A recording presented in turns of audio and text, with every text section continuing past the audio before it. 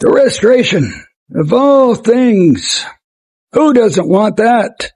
Who doesn't want their heart to be restored, their brokenness to be healed, to have rivers of living waters of love, joy, and peace gushing out from them?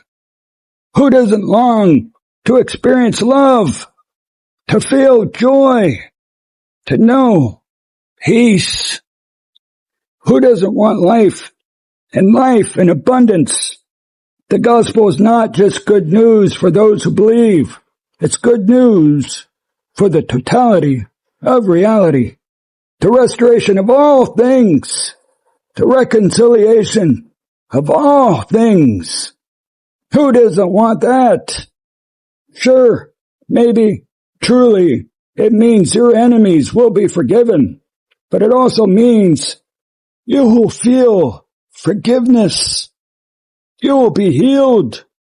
You will be restored. You will know joy. The desires of your heart will be fulfilled. Who doesn't want that? Yes, justice will come, but not through vengeance. Justice will come by balancing the scales so that everyone wins. Who doesn't want that?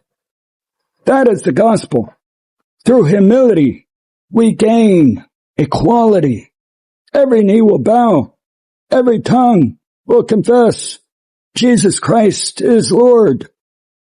And Christ is all and in all. So everyone wins. It's authority through humility, power through submission. And maybe you don't see it yet, but I promise you, your eyes will be unveiled to how radically, mind-blowingly good the news of the gospel truly is.